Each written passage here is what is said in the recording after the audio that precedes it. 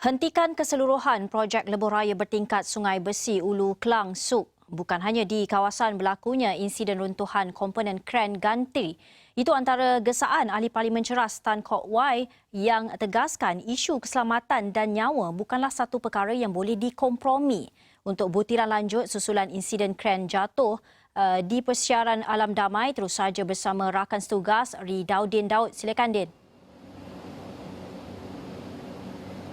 Baik, terima kasih Gigi. Ya benar Gigi, baru saja sebentar tadi Ahli Parlimen Ceras Tan Kok Wai dan beberapa wakil rakyat lain datang ke kawasan ini bagi meninjau sendiri kejadian ataupun insiden yang berlaku di sini.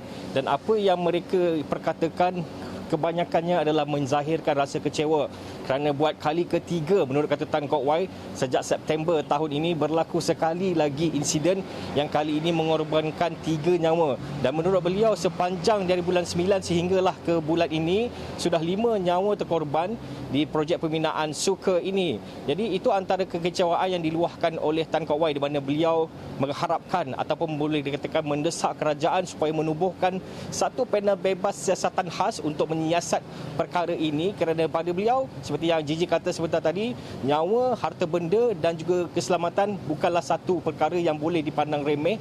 Jadi mungkin kita boleh dengar sendiri apakah komen beliau sebentar tadi ketika kita temui di lokasi kejadian pada sebentar tadi.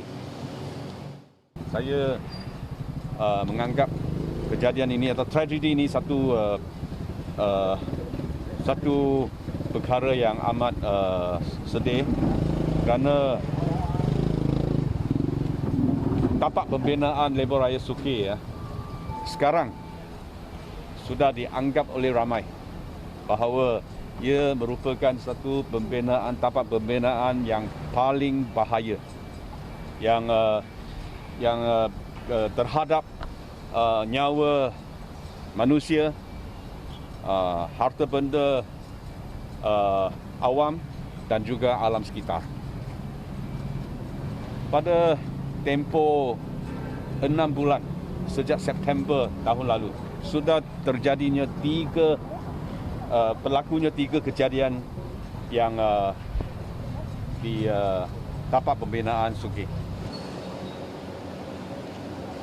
Baik, begitulah tadi komen daripada Tan Kok Wai yang menceritakan bahawa beliau dan juga beberapa wakil rakyat lain termasuk rakyat sendiri sebenarnya bimbang dengan keadaan insiden demi insiden yang berlaku di kawasan ini. Jadi bagi situasi terkini di lokasi kejadian pula boleh saya kongsikan setakat ini baru saja sebentar tadi pihak bomba memberitahu bahawa sekarang sedang berjalan ataupun berlakunya proses untuk menguatkan binaan dan difahamkan proses itu bakal mengambil masa 7 hingga ke 9 jam. Jika diambil kira sekiranya projek itu dimulakan pada jam 8 pagi, mungkin kira-kira jam 3 petang nanti akan tamat ataupun paling awal dan sudah pastinya kita mengharapkan lebih awal. Dan boleh saya kongsikan sebenarnya di belakang saya jika kameraman boleh zoom, jika anda boleh lihat sebenarnya beberapa kren sudah pun mengambil tempat dan jika boleh dilihat dengan lebih jauh lagi kelihatan saya kira puluhan orang sudah pun berhimpun di sana berbincang sejak dari tadi. Beginilah keadaannya, mereka sentiasa sibuk keluar dan masuk di kawasan ini. Polis juga sebentar tadi saya lihat ada beberapa pegawai saya fikir sedang meninjau-ninjau di kawasan ini dan apa yang boleh dikongsikan di kawasan itu juga berhampiran ramai orang itu juga terdapat beberapa kerja kimpalan dan saya fikir kerja kejuruteraan juga dilakukan di sana dan difahamkan berdasarkan apa yang dilihat pada situasi sekarang ini menunjukkan bahawa kerja-kerja untuk membina atau menguatkan BIM-BIM ini sebenarnya sedang berlangsung. Jadi itulah antara yang perkongsian yang boleh dikongsikan. Kita mengharapkan supaya proses ini dapat diselesaikan dengan segera agar satu lagi mayat yang berada di atas sana yang masih lagi, mungkin ada yang tidak tahu, yang masih lagi belum dapat diturunkan dengan kadar segera, Gigi. Ya, Ridaudin, dalam pemerhatian Ridaudin, kita faham bahawa satu lagi mayat belum dapat dikeluarkan atau diturunkan. Mungkin dalam pemerhatian Din, apa mungkin kesukaran yang dihadapi oleh pihak penyelamat untuk melakukan demikian?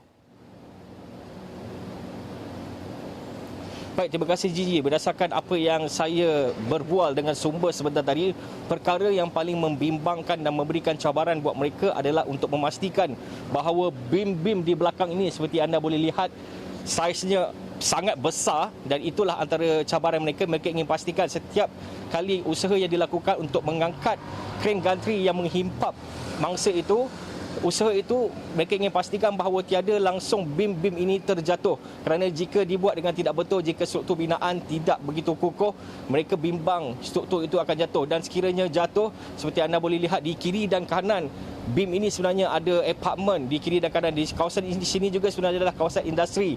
Bayangkan jika sesuatu seperti itu berlaku, BIM sebesar ini jatuh, sudah pasti ia akan menyebabkan satu lagi kecelakaan yang besar yang pastinya mungkin akan menyebabkan kematian juga, Gigi. Jadi itu antara cabaran yang saya lihat yang mereka sedang, bukan je hari ini, daripada semalam mereka sedang merangka strategi.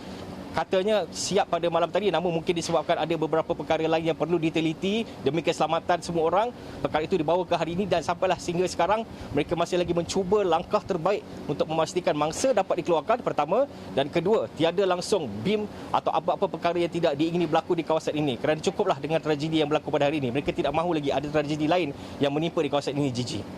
Baik, terima kasih Ridauddin Daud. Kita akan nantikan berita selanjutnya dari Ridauddin dalam buletin-buletin seterusnya.